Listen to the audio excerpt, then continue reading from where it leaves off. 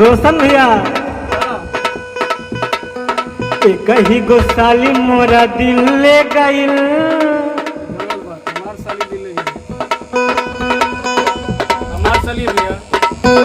नहीं हमारा हो सकेले ना ना ना रोशन भैया का साली मोरा दिल ले गइल।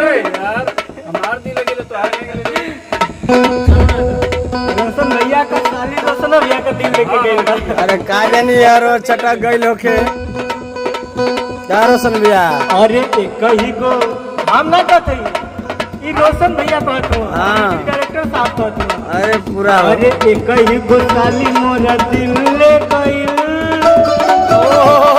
एक ही गो साली मोरा दिल ले गइल। जाते जाते नया एगो